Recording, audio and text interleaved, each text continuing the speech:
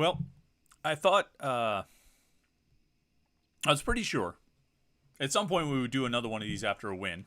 I was pretty sure at some point it would be not just an hour of complaining in the chat and people griping and talking about the end of the Narduzzi era and all that. I'm sure we'll probably get some of that tonight. But I figured at some point we would get back to having a positive post-game show, one that came after a victory as opposed to the ones that come after the losses, which we certainly experienced a lot of those. 4 weeks in a row, leading into the off week last week. All we did was sit here after the game and talk about a loss. It's been since the Wofford game, since the season opener, that we've sat down here at the Panther-Lair post-game show and talked about a victory. But we are back here tonight. Pitt beats Louisville 38-21. A game that, sometimes you say about the score of games, you say it's not as close as the score would indicate, or it's closer than the score would indicate. I think it more or less summed up how that game went. I think the halftime score of 21-14 more or less summed up how that game was going. And I think the final score of 38-21, and Pitt, outscoring Louisville 24-0 in the second half, more or less summed up how that game went. It was a game that saw Pitt put up a grand total of, let me get my eyes on this, 288 yards of offense and give up 444 to Louisville. But what Pitt was able to do, and we're going to come back to this a lot of times because I know people are still just rolling into the post-game show and all of that. What Pitt was able to do, and I think this will be a common theme, is make plays when it mattered and make plays when they needed to. They didn't make a lot of plays on offense in the second half, but they didn't need to make plays on offense in the second half because the defense was making plays on offense in the second half. I thought they made some plays on offense in the first half because they needed to, and you end up with a pretty solid performance from Christian Veilleux in the first half. They made plays when they needed to, and then ended up giving themselves a 17-point win over the number 14 team in the country, breaking a 4-game losing streak, getting their first win over an FBS opponent, getting their first win over an ACC opponent, and just generally putting a stop to the stink that was surrounding this program over its 4-game losing streak heading into the off week. And now, new quarterback, new lease on life, new direction for the team as they move forward now officially at the halfway point. They sit at 2-4. It's not a record anyone's going to celebrate or be excited about or happy about, but it's good to stop the losing. It's good to break the losing streak. Just get back on the right track, even if only for 1 week. You get a week here where for for the next 6 days, everything's okay. There'll be plenty of opportunity for things to not be okay again. But for the next 6 days, everything's going to be okay because they won this game, they broke the losing streak, and maybe they found some answers. Maybe they found some answers at quarterback. Maybe they found some answers with their defense. Maybe they just figured a couple things out over the off week. Maybe a young team grew up a little bit. They weren't perfect by any stretch of the imagination tonight, and we'll talk about that quite a bit because, I found myself as I was driving home from Acrisure Stadium, I found myself thinking a lot about some of the things they did that weren't perfect in this game. Things that certainly left some questions hanging out there. But on the whole, this was a game that Pitt went out, they fought for, they battled, they won, they earned it. I don't think this was a case of, despite the turnovers, I don't think Louisville gave this game away. I think Pitt made the plays it needed to make to win. Louisville didn't. Louisville didn't make the plays it needed to make to win. Louisville drove to the red zone multiple times and turned the ball over, I think 3 times inside the 25. Those were opportunities to make plays to win. Louisville didn't do it. Pitt did. And if that's because of a new quarterback, if that's because of growth on defense, if that's because of a blue vase, if that's because of an off week, I don't know what it is. It's probably all those things and even more things that I'm not even, capable of listing right now. But they made the plays they needed to make, and they got a win that they absolutely needed to get. And so we bring in our old friend, Hidden Stills, on the other side of the state. This is the David E. Pennsylvania Straight Bourbon Whiskey. Because the great thing about a shot is you can do a shot in bad times, which we certainly did a lot over the course of the last 4 games or in the aftermath of the last 4 games, then you could do a shot in good times. And so, to a 17-point win over Louisville and drinking Pennsylvania bourbon, not Kentucky.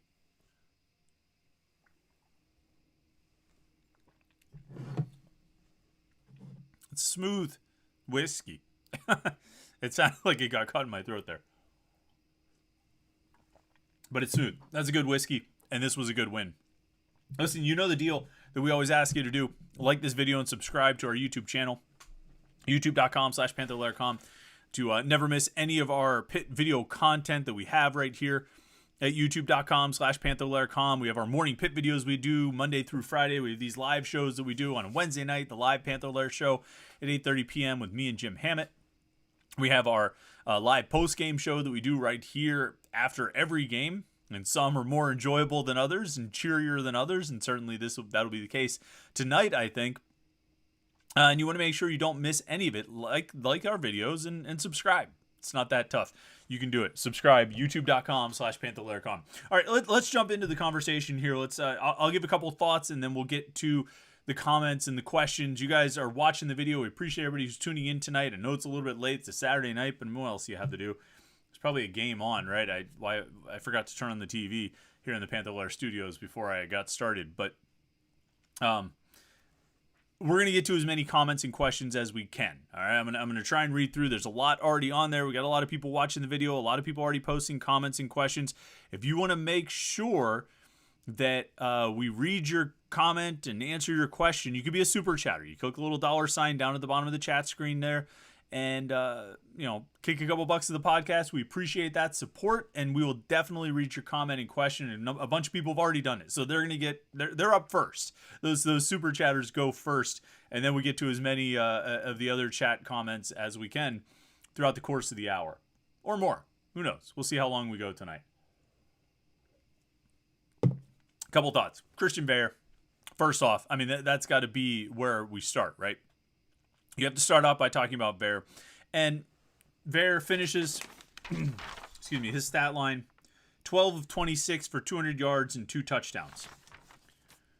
I mean, nobody's building a statue for 12 of 26 for 200 yards and 2 touchdowns. But I tell you what they will at least consider drawing a nice picture of you for. The way Veilleux handled himself in the pocket. 1 sack, and not necessarily because the protection was great. It was okay, not terribly, not considerably better than what Phil Dracovic experienced over the first 5 games of the season. But Veilleux was able to step up in the pocket, keep his eyes downfield, and make throws. He took the throws that were available. He had a few shots. He had a few shots downfield that were really nice, and there's no question about it. The Kenny Johnson pass was a really nice pass. The Konate Mumfield touchdown at the end of the game was really nice. The Bub Means touchdown earlier in the game was really nice. He had a handful of those plays. When he stepped up and connected with Gavin Bartholomew, that was a sweet play. I mean, that was a really nice play from Christian Veilleux. Great play by Gavin Bartholomew to make the catch and get some yards after the catch on top of it. But he took what was available and connected on those throws. And I think that was a big part of it. It was a big part of what was missing in the first 5 games, where Phil Dracovic just didn't seem like he could hit the broadside of the barn sometimes. And you can blame some of it on the offense and the scheme and the play calling and the game planning and all that. And I think there probably are still elements of that are problematic. But if there's an easy throw or a high percentage completion that's there to be made, just make it. And Phil Dracovic largely didn't through the first 5 games. Christian Veilleux mostly did tonight. Now, we're only talking about 12 completions, and we've bagged on Phil Dracovic a lot for having games where he only completed 10 or 11 passes. So it's not like the production was that much higher, but I think the effectiveness was higher. I'll tell you what else I liked about Christian Veilleux's game, and it was not the last touchdown, not the Konate Mumfield touchdown drive, but not the one that ended with Mumfield. But the one before that, their first touchdown of the second half, where they went 13 plays, 61 yards. I think it was that drive. Took a lot of time off the clock. And there were 2 passes on that drive where Veilleux felt the blitz, where Louisville blitzed, sent a lot of guys, and Veilleux saw the blitz and got the ball out of his hands quickly. He knew where the hot route was. He knew where to go with the ball, and both were completions above means, and I think both gained a first down. And just the presence of mind to either read the blitz before the snap or pick up on it as soon as the ball is snapped and get the ball out like that, that's a huge piece of the puzzle, particularly when you don't protect very well, like Pitt doesn't protect very well. And Phil Jurkovec never seemed to be able to really lock in to that sort of quick release, get the ball out of your hands and make that quick throw just to live another day. I think Veilleux does have a quicker release than Jurkovec did, so some of that's working in his favor. But I just liked how he handled himself there. He had a nice run or two, he had a nice 11-yard run, I think, at one point. But just generally, he took what was there. He made some of those high percentage completions, and he was able to react quickly when Louisville brought pressure, and he got rid of the ball. And he made some really nice throws. I mean, like I say, the Bub Means touchdown was a great throw. The Kenny Johnson pass on the home sideline was a great throw. And the pass to Konate Mumfield, the touchdown pass at the end, was about as pretty as it's going to get. I mean, probably prettier than anything we've seen so far this season. I mean, he just dropped it right in the breadbasket for Konate Mumfield, who ran a great route on the play. Now, he ends up going 12 of 26 for 200 yards. So that stat line is not exactly, that's not saying that, boy, he had an amazing game. But what he did, though, was he really made some passes in the first half that I think got Louisville to back off at least a little bit. He was 7 of 15, again, under 50%, but 7 of 15 for 137 and a touchdown in the first half. Second half, 5 of 11 for 63 and a touchdown. The offense didn't really click as well in the second half. He didn't make those throws as well in the second half. They didn't make as many plays in the second half. But once they got the MJ Devonshire pick 6, they put them up by 10 points. You didn't really need to make those passes anymore. You didn't, you could kind of coast through the fourth quarter without throwing the ball all over the place. At that point, it's just survival. It's just getting to the end of the game and getting out of it.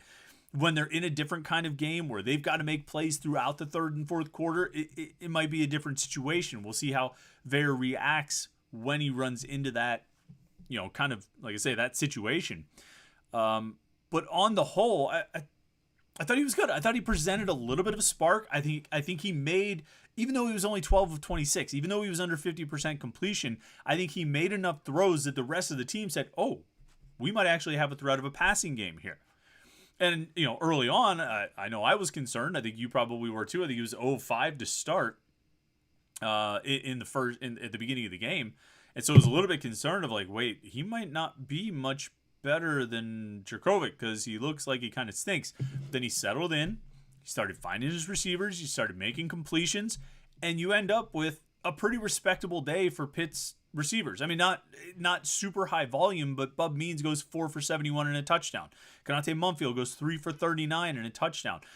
Kenny Johnson has 2 for 49. Only 3 receivers caught passes, but to be honest, if I'm going to pick 3 guys, those are the 3 I'm going to pick. And I thought Veilleux did a good job getting the ball to them. The running game, Pitt officially finishes with 33 carries for 88 yards and 2 touchdowns.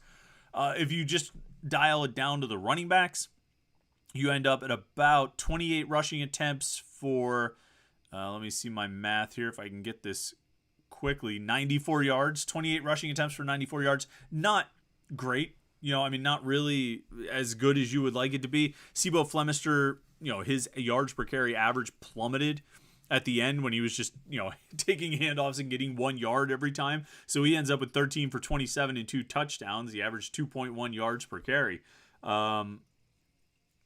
Actually, I was adding that up. I added Christian Veilleux's stats in there. So really, Hammond and Flemister went 24 carries for 77 yards. That's probably about, 3 yards per carry? A little over 3 yards per carry. Not a great number, but not a ton of volume. It's kind of what's remarkable about this game for Pitt. They ran less than 60 plays. They gained less than 400 yards. I think they had 288. They had less than 300 yards. So less than 60 plays, less than 300 yards, 4.9 yards per play. Not a dominant performance. It's not like they went up and down the field on Louisville. But what they did is they capitalized and they made plays. And I'm burying my own lead here, because another thing I was thinking about as I was driving home is that we spent all week talking about the quarterback and the quarterback change and the impact the quarterback change would have. And what ended up happening is that this game actually was won by the defense in the second half. I mean, in the second half, you look at Louisville's drives. Here, I'm going to read you. Louisville had 8 possessions in the second half. Turnover on downs, punt, interception, missed field goal, turnover on downs, turnover on downs, turnover on downs. 8 drives, 0 points, and only 2 that, 6 out of the 8 ended with an interception or a turnover on downs. I mean, huge performance from the defense there to step up and really kind of shut Louisville down, and not entirely shut them down. They still had 207 yards in the second half. And I don't even think they were that dominant in the run defense. That was a big thing we talked about leading up to this game, was being able to stop Louisville's run game, where Louisville's running backs, I just did the numbers for Pitt's running backs. Louisville's running backs carried the ball 27 times for 127 yards. It's almost 5 yards per carry. I don't look at this game and think Pitt's run defense was all that great. I don't think they did a great job stopping the run. Louisville ended up with 33 carries for 80 yards, but Jack Plummer, the quarterback, had 6 carries for minus 47. So let's set that aside and just look at the fact that Turner, Guerrero, and Jordan averaged almost 5 yards per carry. The missed tackles were still a problem. Some of the coverage issues, they didn't get and finish a lot of the plays, even though they end up with 4 sacks. But what they were able to do, they got the interceptions, they got the fumble, and Louisville fumbled the ball 5 times. Officially fumbled the ball 5 times. They only lost 1 of them. But Pitt got 3 turnovers, didn't turn it over themselves, only gave up 5 third down conversions, and again, made big plays. And they made all those stops on 4th down. When Louisville went for it on 4th down, attempted, well, what did they attempt? They attempted 4, and Pitt stopped them on every single one. Even the 4th and inches on Louisville's first drive of the second half. Pitt's defense stepping up in the second half to make plays was as much of a reason why it was the reason they won this game, and it's as much of a storyline as Christian Veilleux's performance. But I know ultimately we want to talk about the quarterback. That's the big story for sure. All right, I'll share my thoughts throughout the show, but let's get into the comments and questions. Let's see what people were talking about tonight. Remember, if you want to get your comment read or your question answered, you can be a super chatter. Click the little $sign at the bottom, and we will get to as many of those. We'll get to all of those, and we'll get to as many of the other questions as we can. Michael B starts it off, of course, as always. It says, "Hi, Chris. First, I am shocked, like most people, that Pitt crushed Louisville like that. Christian looks like he could be the real deal at Pitt. My question is, do you think Pitt can still make a bowl, and is Rodney Hammond hurt, do you think?" I think Rodney Hammond has dealt with injuries off and on since training camp. And I think we saw him he came out of the game at Virginia Tech, right? As far as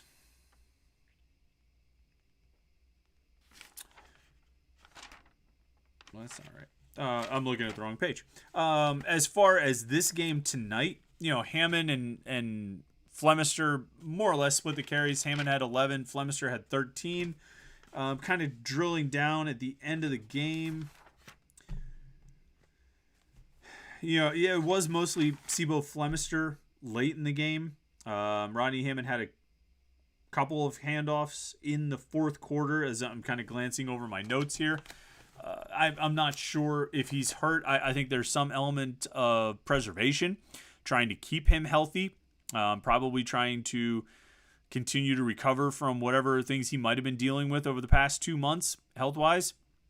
And I think Sibo Flemister is a solid back. I think Hammond's a better back, clearly, but I think Sibo Flemister is a solid back and somebody who can do a good job when he's given an opportunity. So I don't think it's the worst thing to give him some carries. To your main question though, Michael B, do I think Pitt can still make a bowl? I mean, we're vacillating quickly here, aren't we? Aren't we going from, Chris, I think they might go 1-11 to can they make a bowl? Look, they've got 6 games left, all right? And they have to go 4-2 over those 6 games to get bowl eligible. Can they go 4-2? Sure, they can. Wake Forest doesn't look very good. They lost to Virginia Tech like 30-13 today. And I've been talking about them for a while. If you read on Panther-Lair.com or listen to these podcasts, I've been saying, like, look, I don't think Wake Forest is very good this year. They changed their quarterback in the middle of the game today against Virginia Tech. Notre Dame, Florida State, those are both going to be tough games. It would be hard to pencil those into a win category. Pitt, though, after that, they finish up with Syracuse, Boston College, and Duke. Syracuse and Boston College should be wins for this team, particularly if the defense continues to improve and if Christian Bear can continue settling in with the offense. Those should be wins, and Wake Forest should be a win. So can they beat Duke or steal one from Florida State or Notre Dame? I mean, you could talk yourself into it, but I'm going to need to see this team do it again, do what they did today again and more consistently. And where they're at right now, they need to keep improving, because how they played tonight, it was good enough to win this game. And if they could force 3 turnovers and hold the other team without scoring in the second half, they'll have a good chance to win a lot of their games. But they're going to have to keep getting better. They're not in the clear. It's not like the troubles are over now. They've got to continue improving. Bear has to continue improving. The defense has to continue taking steps forward. If they do, then they'll have they should be able to beat Wake Forest. They should be able to beat Syracuse. They should be able to beat Boston College. They'll have a chance against Duke. They'll have a chance against Notre Dame. And so it's out there. I mean, they haven't been mathematically eliminated from bowl contention, but it's probably a little bit too far down the road for me. Just quite yet. Chris G, I don't know how to pronounce your last name. You're not Chris Gates, but Chris G says, hi, Chris, what a win. I hear that people are calling Veilleux Maple Merino. Thoughts? I have not heard that, and I will not say that. But, Chris, if you want to say it, I toast to you, sir. Bill Florigen is a super chatter, says, amazing that the defense can produce turnovers when the other team's offense doesn't have a lead and can't just play conservative and they have to try to make plays. Yeah, I mean, it helps when you get a lead, right? When you get a lead, you force the other team to start having to throw a lot more, and particularly in these kind of conditions. Hey, look, you might have a better opportunity to get some turnovers, and that is, it's exactly what they did. They managed to get some turnovers, and Louisville was very careless with the ball. Jack Plummer, the quarterback, said after the game on MJ Devonshire's pick 6 that Jamari Thrash got bumped off his route, which I haven't gotten a chance to rewatch, to watch the replay. But I mean, that would make sense. I mean, when you watch that play, Plummer missed Jamari Thrash by a lot, and the ball just went straight to MJ Devonshire. And so, there probably was something there. But Pitt took more than enough pass interference penalties in this game that they didn't need. I think they deserve to have at least one that didn't get called. Particularly with the one on P.J. O'Brien in the end zone, which was a pretty bad call. That looked bad. The Bengali Kamara roughing the passer, I understand why they called it. I mean, it hit his hand up like here on Jack Plummer's head. But, I mean, you watch the replay, it's pretty clear he's not trying to do anything violent. And he comes off of it as quick as he can and as softly as he can once the ball is out. But I understand why they called it. They had to call it. I mean, you make contact with the quarterback's head, you're going to get a penalty called on you. And so, that was a pretty big mistake by Bengali Kamara there.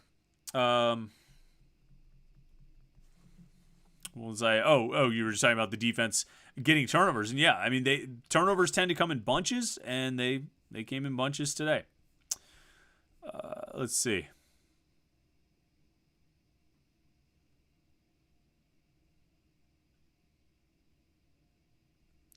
I'm scrolling through, and RJ, I just happened to notice this comment. RJM says, Chris, please stop saying Louisville. I mean, that's how they want it to be pronounced, right? I mean, I don't want to sit here and say Louisville if that's not I mean, that's what they say, right? Christian Veilleux says he wants his name to be pronounced Veilleux, so I'm going to say Veilleux. People from Louisville say they want to be pronounced Louisville, so that's what I'm going to say. I'll call them the Cardinals if I can, but I'm sorry. I thought there was another super chatter in here. Patrick McKinney says, please take a shot and glad to have Christian Veilleux in. I did take a shot. I don't want to...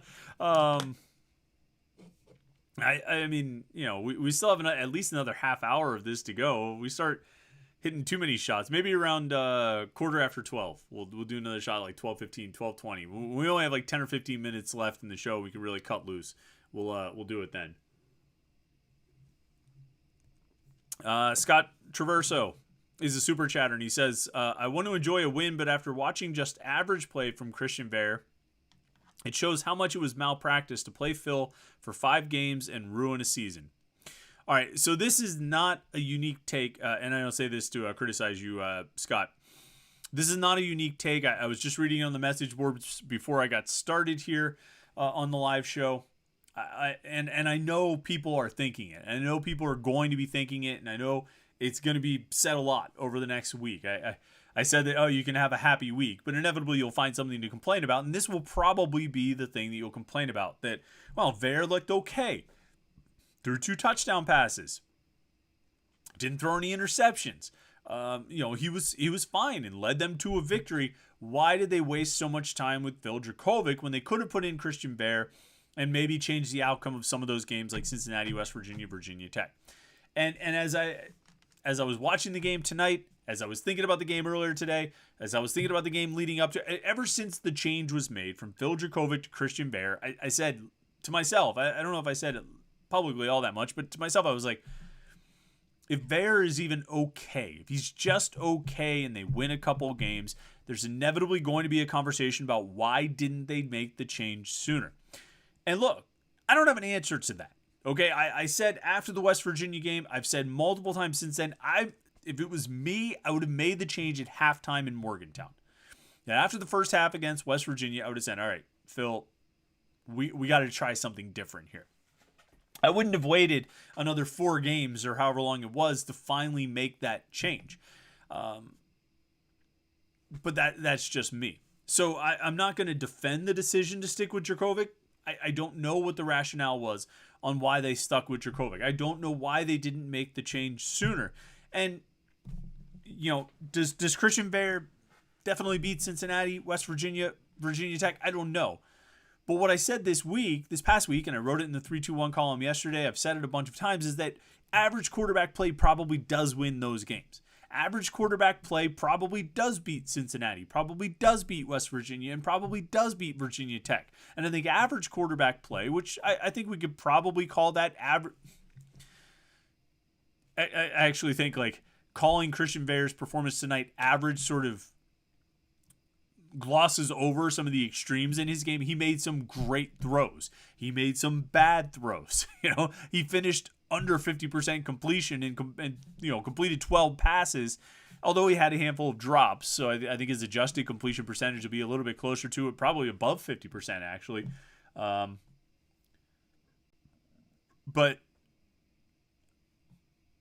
I think I would probably say it all sort of balances out to an average performance, and I think an average performance does win those other games. So they probably do have a better chance of winning Cincinnati, West Virginia, Virginia Tech with Christian Veilleux than they ultimately had with Phil Dracovic, because it sort of felt like they had no chance in those games with Dracovic out there. For me, I'm sitting here and I'm looking at it like, all right, I can sit here and stew over why they didn't play Veilleux sooner. I could sit here and stew over why they stuck with Dracovic. It's something I'll never understand. It's a question we'll never be able to answer. But what's done is done, right? And so just like Michael B. asked about, can they get to bowl eligibility or bowl contention? It's going to be tough, but let's see what happens. They've got their quarterback now.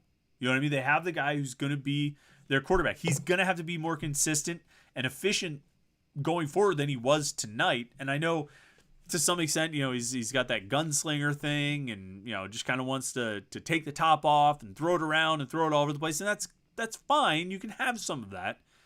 But you also need to be able to play efficient. You need to be able to make a lot of completions, complete a high percentage. Don't put the ball in jeopardy. And I don't think he really put the ball in jeopardy too much tonight. There were a handful of passes where you sort of said, oh, God, look out. But they didn't get picked off. So he wasn't a detriment to the team. I think he was a positive for the team. I think he did help them win with a number of the throws he made. And he didn't really do anything to make them lose like his predecessor did on a number of occasions. Not intentionally. But look, Phil Dracovich's play cost them games. Christian Veilleux's play helped them win a game. We'll see if he can keep that up. But to the question and to the larger point and to the idea of fretting about what could have been in those first 5 games, I mean, honestly, my advice to you is just save yourself the aggravation, right? Like, what do you gain from that? You know, like I'm not saying I disagree, because again, I think they should be 5-1 right now. You know, they should have been 4-1 going into the bye with average quarterback play, but they didn't have average quarterback play. They had bad quarterback play, and because they had bad quarterback play, they were 1-4 going into the bye. So that's what happened. That's what the record is. That's where they are now. They're 2-4. Let's see what they can do in the final 6 games of the season. That's kind of how I'm approaching it. Everybody's going to have their own perspective, of course. You know who needs to play more? You know who needs to play a lot more? Sam Okunlola. Sam Okunlola needs to play. Obviously a forced fumble and a fumble recovery, 1 sack, 4 total tackles in this game.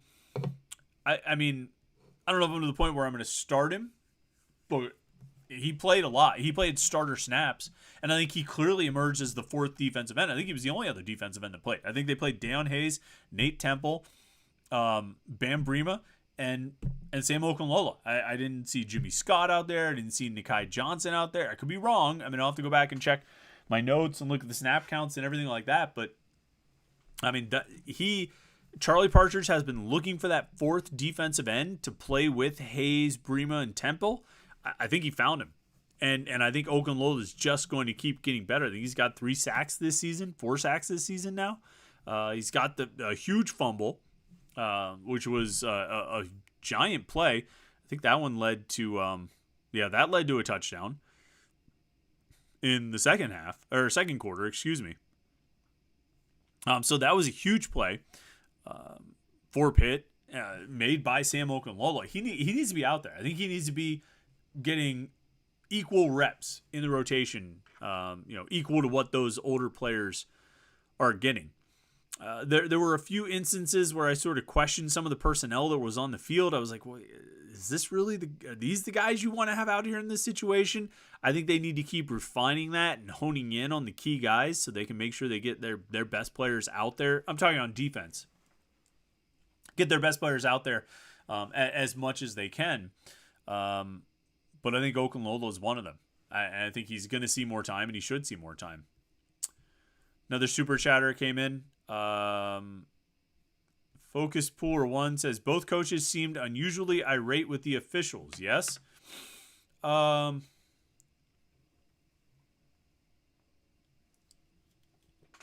Jeff Brom didn't really say anything in the postgame. I know Pat Narduzzi looked pretty mad with the officials, and I understand why. And I understand why Jeff Brom would be too. I think it was a poorly officiated game. I mean, to be honest, I think there were a number of calls that were made that shouldn't have been made. I think there were calls that were missed. And I think it went both ways. I think there were bad calls against both teams where I looked at it and said, wait, what? Really? How is this? Or how is that? I think there's reasons that Pat Narduzzi could be mad. I think there were reasons Jeff Brom could be mad. And maybe if you make everybody mad, you're doing it right. You know what I mean? If you only make one side mad, then maybe you favor that side a little too much. But if you make everybody mad, then, well, maybe you got it right. You called it right down the middle, fairly. Or you just screwed it up fairly and it didn't hurt one team more than the other.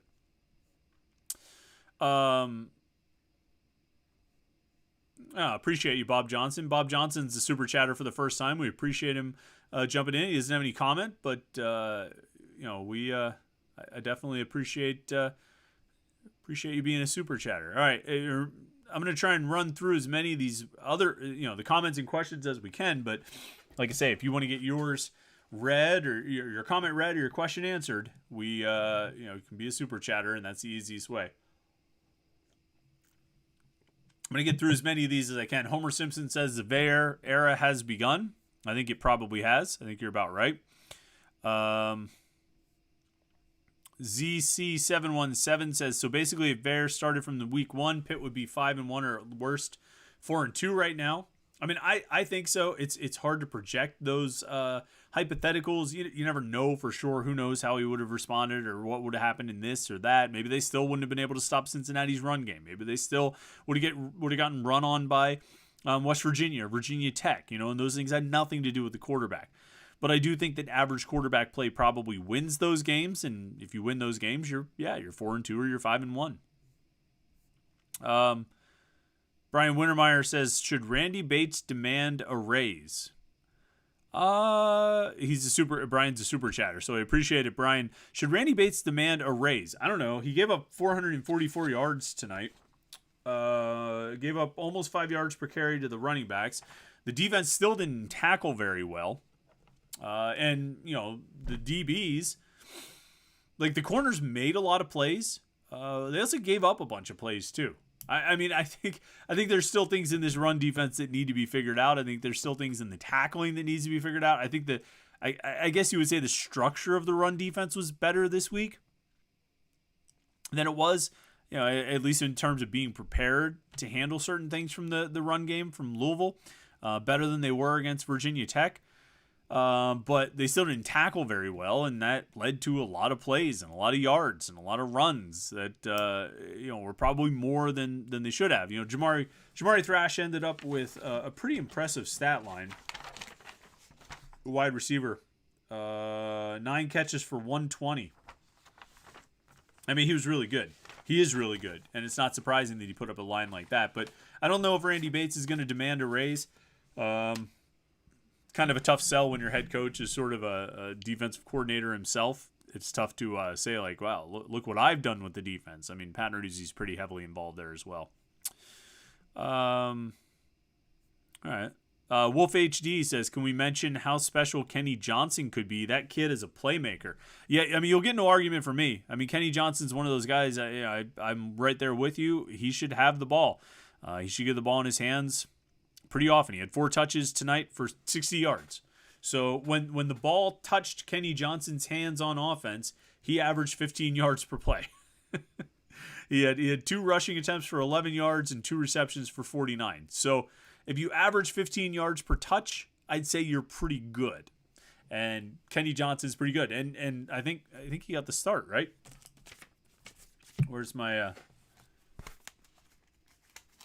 I think he started over Dejon Reynolds. Yeah, back to the first quarter page here. Yeah. No, he started next to Dejon Reynolds. But Kenny Johnson got the start. He saw a lot of playing time. He saw a lot of snaps. He saw targets. He saw touches. He's going to keep elevating his role in the offense as he should, and I think he's going to keep making plays and doing really good things. I mean, the catch on the sideline was great. It was a great adjustment. The ball was underthrown. He came back to it and made a great catch with some traffic around him. So, I'm all in on Kenny Johnson. I'm sold on Kenny Johnson being the man here. And you know who else? I mean, Konate Mumfield is really good. Really good. That touchdown route was ran to perfection. But he had a couple other catches. And he did it against Virginia Tech, too. Catches that were just sensational plays. I mean, get the ball to that guy. Throw it to 9. Throw it to 2. And hand it off to 6. And throw it to 86, of course. But Mumfield can make plays for you. Kenny Johnson can make plays for you. Gavin Bartholomew can make plays for you. In the passing game, those are the guys you need to be emphasizing. Bub Means, I think, is coming along, actually. I think he had one of his better games here tonight. He had the long pass, but then he also had some of those, hot route, quick outlets against the blitz, which that works too. That's a special kind of skill that I think you need to have developed as a wide receiver, and Bub Means was showing it off tonight on a couple occasions. And so, Maybe he's finally starting to catch up to the hype train a little bit. He's on his way. He's got 2 long touchdowns in each of the, one in each of the last 2 games, and so maybe he's starting to figure some things out a little bit. Let's see. Swim Boy asks, was Phil Dracovic on the sideline during the game? I believe he was. I definitely saw him during pregame warmups. I didn't really get a chance to look on the sideline for him during the game, but I assume he was there. Like I say, he was there during the warmups at the beginning of the game, but I didn't check the sideline too much. Wolf HD says, I was at the game, and can I just say the team played for Veilleux? Canadian Jesus wasn't perfect, but I loved the deep balls. He has no fear, and it really opened up the offense. This new look is it. I guess. Yeah, I think, like, so the potential of Veilleux throwing deep, right, and how well he can throw it, the velocity, the arm strength, and just how nice the ball looks, that's going to inevitably lead to other teams playing for it, playing it and accounting for it and being ready for those passes, and knowing that there are possibility in this offense, and just having the threat can go a long way, I think, in affecting the way that a defense tries to prepare for you. I mean, Virginia Tech, we saw it last week with Virginia Tech, or 2 weeks ago, that they weren't afraid of Pitt's passing game at all. They weren't concerned about that threat. That it wasn't a threat to them. And so they sold out to stop the run because they weren't worried about really having to try to defend the pass. Christian Veilleux, even though he went 12 of 26 tonight, he presents a little bit of a threat. In short, intermediate, and deep passes. And that, I think, is going to affect how future defenses play against his team, which should be a good thing, should give them more opportunities, should open things up a little bit, both in the running game and in different elements of the passing game. It should be able to move things forward, because when they watch the tape of Louisville, when Wake Forest and Notre Dame and Florida State and so on watch the tape from the Louisville game, and they're like, this guy's got like a pretty good arm. Well, we need to respect that arm. We need to respect what he can do throwing the ball downfield. And if you get a defense thinking like that, you're going to be able to, I think you're going to be able to find yourself with some opportunities to take advantage. Let's see.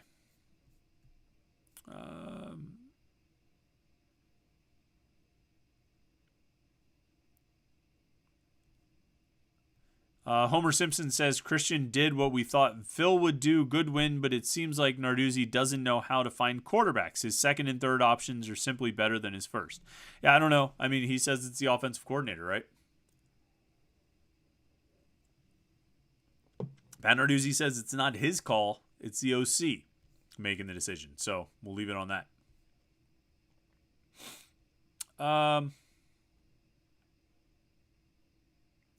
ZC717 says, a good night all around. The Penguins scored 5 third-period goals to beat the Flames, and Pitt upsets Louisville. All right. Kudos to the Penguins. Didn't really get a chance to follow that one. Kind of occupied during this game, but shout out to them. Paul Moore says, I thought the team was going to fold after going 3-and-out first drive and then giving up an easy touchdown drive. Probably most impressed by that. It really couldn't have started worse. I mean, if you recall, it was a long time ago. It's 12:15 now, so we're coming up on 6 hours ago, almost 6 hours ago when the game started. And Pitt came out, they handed off to Sibo Flemister, he runs for 3 yards, and they quick hurry back to the line of scrimmage. They're running like a hurry-up offense right off the bat. This was their big change coming out of the off week. Hurry-up offense. And they hurry up to the line of scrimmage, and Terrence Moore snaps the ball and it rolls across the ground, and they lose 15 yards. That wasn't what they had in mind. Try a screen or something on third down. They end up having to punt, and Caleb Junko shanks the punt. They're punting from their own 13. Junko's backed up to the goal line, and he shanks it, and Louisville gets the ball at the 40. They go 40 yards in 5 plays, and it looks like Pitt's not going to be able to stop them. It looked like Pitt's not going to be able. Their offense still stinks, and their defense isn't going to be able to get any stops. Because that's what it looked like. Because, Louisville did like a 7-yard pass, a 7-yard pass, a 14-yard pass, a 5-yard run, and a 7-yard pass for the touchdown. It was that easy. And they made it look easy. You give them the ball at the 40, and you gave them a pretty easy touchdown field. For another team like, a team like Pitt, getting the ball at the 40 is no guarantee of points at all, let alone a touchdown. But Louisville looked like they would be able to do that pretty much at will. So to turn around and turn the whole game around, really, whether it's blue vases or the team culture or the locker room or whatever it is, I think it's a real credit to Pitt. I think it's a credit to Pitt that they were able to persevere through that adversity early in the game, and then hold on to, get a win, get a real win, a good win, an FBS win against a ranked, undefeated opponent.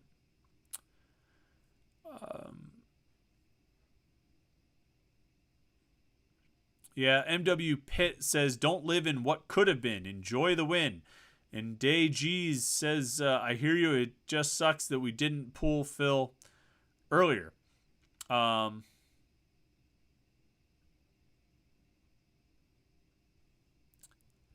Yeah, I mean, that's kind of what I'm saying is like the first part of like not living in what could have been. I mean, yeah, maybe they could be 5-1 right now or 4-2, but they're not. So all you can really do is focus on sort of what are they doing well right now, where do they need to improve, and what can they improve on as they move forward in the schedule. I think the defense can keep getting better.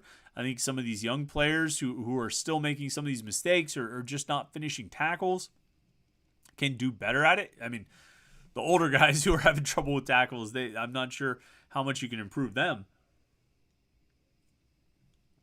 But I think the defense can keep improving on the whole. And then we'll see what the offense can become with Christian Veilleux. I am curious to see if he can become a sort of a consistent, effective, and efficient passer. Like sort of like play to play as opposed to just, 12 of 26. Which I think his career completion percentage, even at Penn State and then coming into this game, I mean, I think he was hovering a little above 50%. So not even above like the 60% threshold for effectiveness and efficiency. And that's a little bit problematic because I think this team is built as such that it needs that sort of efficient quarterback play, high percentage completion, 63, 64, 65% completion percentage. Not something like you got out of Christian Veilleux tonight where he goes sub 50. So that needs to improve. But it was a good start. It was a good jumping off point. A few guys who didn't play that we noticed, Blake Zabovic didn't play. So they end up with Jason Collier at how did they do it? I think they had Collier. Collier was at left guard. And B.J. Williams was at right guard. So they went with that throughout the game. They never really rotated or changed the offensive lineman. Branson Taylor got hurt at one point. So Terrence Enos came in. Ryan Baer shifted from right tackle to left tackle. Enos came in and played right tackle. They did that for a little bit, but then Taylor was back out there. Otherwise, injuries, I think David Danielson came out of the game at one point. Danielson was hurt. I don't think he made the trip to Virginia Tech. Didn't play in that game, and so I think he was hurt. But this game, I thought there was a point where he got hurt here. No, he was playing up until Louisville's last drive. So he was out there a lot. Kyle Lewis didn't play in this game. Lewis was hurt. So you saw Braylon Lovelace as kind of the primary backup at the star linebacker position. Bengali Kamara came back after leaving the West Virginia game with an injury. So he was back in. So you had Solomon DeShields at the star and Bengali Kamara at money linebacker and Shane Simon at middle linebacker. And then your rotation, you were rotating in Braylon Lovelace at star, either lining up opposite Bengali Kamara or opposite Solomon DeShields, who sometimes moved from star over to money. Nick Lappy played some snaps at money linebacker, and then Brandon George got some work in the middle, in place of Shane Simon. Corners were largely the same rotation we're used to seeing: MJ Devonshire, Marquez Williams, AJ Woods. Safeties, PJ O'Brien and Javon McIntyre got the start. Donovan McMillan rotated in with those guys. even in some situations where I didn't necessarily expect him to. And he rotated in with both. There were times where he rotated in and played next to P.J. O'Brien, and there were times where he rotated in and played next to Javon McIntyre. When O'Brien and McIntyre were together, O'Brien was the field safety and McIntyre was the boundary safety. When McMillan came in, he always played boundary safety, so whoever he was lining up against or next to, O'Brien or McIntyre, just played the field safety spot. Not too many other unique or interesting personnel things. They use the Delta defensive package quite a bit, particularly on the last few drives. They had that out there. That's where they have the extra defensive back. Basically, I mean, the kind of personnel, sort of like a 3-4, if you consider the extra defensive back playing an outside linebacker role. They used that. I think it was largely effective. They were able to bring pressure and simulate pressure and get Jack Plummer off his marks a little bit, I think. Otherwise, I didn't notice too much. Jordan Bass played. I don't know if you caught this. Jordan Bass played some snaps on defense late in the game in like crucial situations, like surprisingly crucial situations. And I don't know if you noticed, a handful of times they had the star linebacker.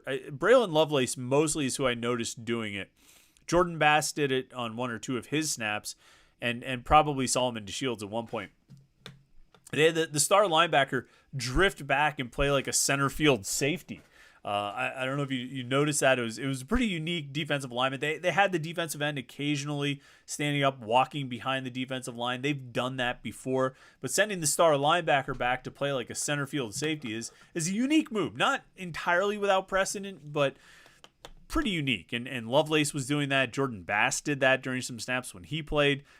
Interesting to see when those kind of things pop out there, and the coaches mix in different wrinkles and do different personnel things.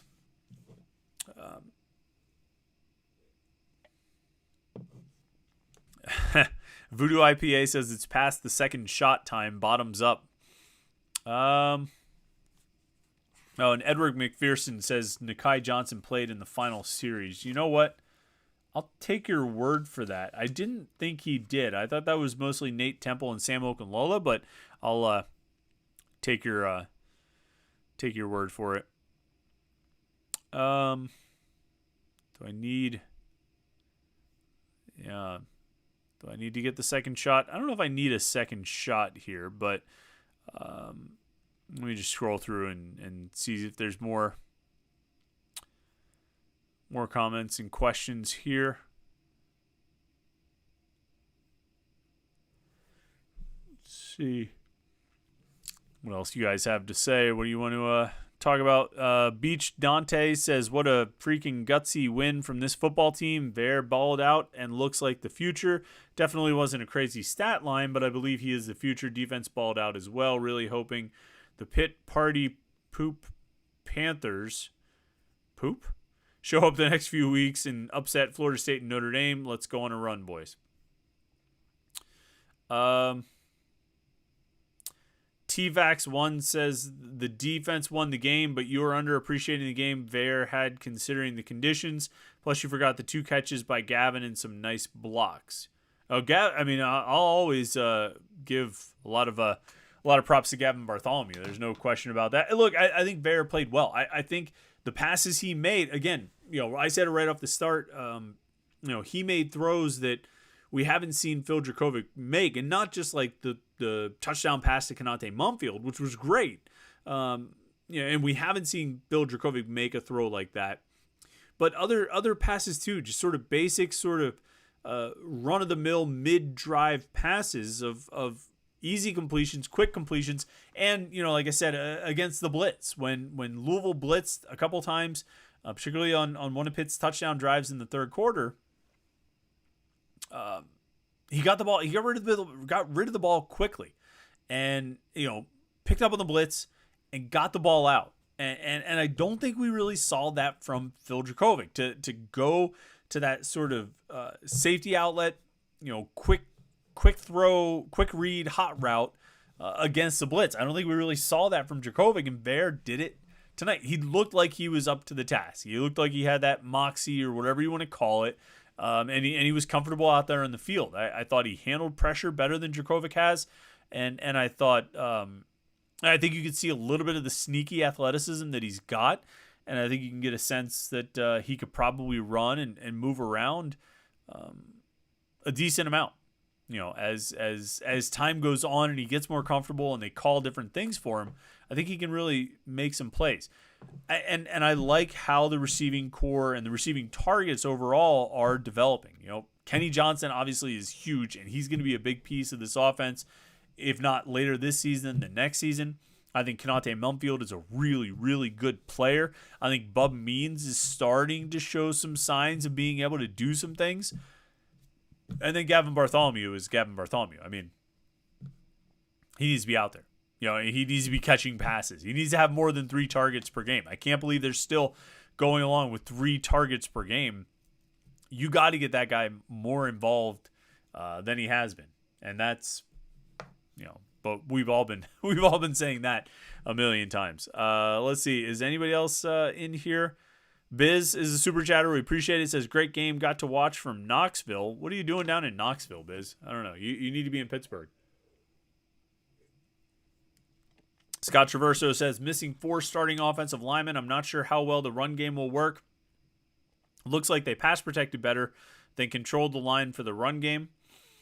Yeah, it's tough to tell. It's hard too because the running back stats are skewed a little bit.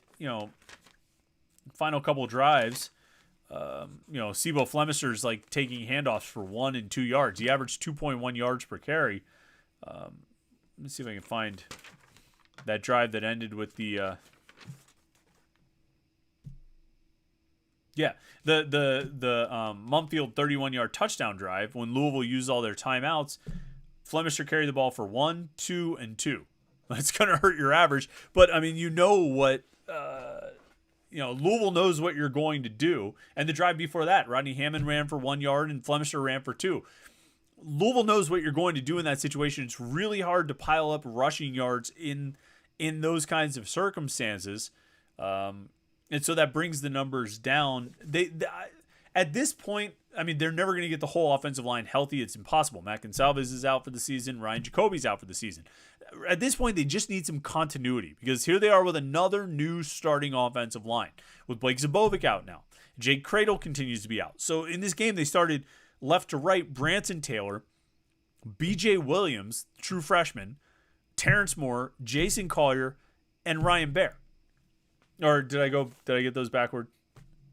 I did. Collier was at left guard. Williams is at right guard. Another new offensive line setup. They just need a little bit of consistency. They just got to get the same guys out there for multiple games, and I think they can probably settle in. I think there's some talented linemen in that group, but they just have to play together for a little while and try and settle in a little bit. RJ Seaman 38 is a super chatter, and we're going to let him be the last one here. We appreciate you. Says, what could have been if Narduzzi was not stubborn? Did not like clock management in fourth quarter. Knots in my stomach. Yeah, I mean, they kept it close for a while there, right? I mean, they kept it at 10 points because they weren't really doing anything. They weren't trying to do anything. You know what I would have liked to have seen? Not the drive with the Mumfield touchdown, but the drive before that. I think they tried to throw the ball on third down. Where was that drive? Yeah, they got the ball with 6:10, handed it off twice, and then on third down, 3rd and 7, they ran the ball, or they threw the ball. I probably would have liked to have just handed it off there. I mean, not necessarily thinking you're going to convert 3rd and 7, but if you hand it off there, you force Louisville to use one of their timeouts. And so that's really your objective at that point. You want to take time off the clock, and you want to force Louisville to use timeouts and, start getting those things out of their pockets so you can, get the clock rolling the next time you get the ball again. But otherwise, I think they did what they had to do. And then, yeah, obviously you would go for it on 4th and 5 from the 31. You're not going to attempt a field goal from there. I don't think. 48-yard kick. And so you go for it. See if you can pick up the 5 yards. They end up getting 31, and they end up getting a touchdown and winning the game. See if any other super chatters came in late. No, I think RJ Seaman was the last one. We appreciate that. We appreciate you being a super chatter. We appreciate everybody who's a super chatter tonight. We appreciate everybody who tuned in during the live stream. Pitt wins 38-21. We can do these post-game shows after a win, folks. We sure can. Pitt's got Wake Forest next week. That's a road game. I think it's a 3:30 start. So we'll be live here because we're staying back in the Panther-Lair studios to watch the game. We'll be live like right after the game ends, pretty much. So it's going to be like 6:30, 7 o'clock. We're going to be live for an hour of Pitt Sports Talk, and that should be fun. I always like doing the road games because I feel like everybody's at home watching on TV, so they're more likely to tune into the post-game show as opposed to this, a home game where everybody's at the game and maybe they didn't get home yet or they got home late, they just went to bed, whatever it is. I like doing the road games. It's always fun, and we start right after the game, so we have that to look forward to. All right, thanks for tuning in tonight. Thanks for watching the post-game show. We appreciate it. Make sure you like this video and subscribe. Subscribe to our YouTube channel, youtube.com/Panther-Lair.com, and we will, we'll have lots of good video content for you. We've got post-game video from Pitt, Pat Narduzzi, and a bunch of players. We've got post-game video from Louisville, Jeff Brom and some players, and then, of course, we'll have the morning Pitt videos for you all day, all week next week, Monday through Friday. Live stream on Wednesday night at 8:30, and then the post-game show after the Wake Forest game next Saturday. Pitt wins 38-21. Nice to break the losing streak, wasn't it? All right. Thanks so much for tuning in. We appreciate it. I hope you had a good time at the game. Hope you have a good rest of the weekend, and we will talk to you on Monday for the morning Pit right here, youtube.com/Panther-Lair.com.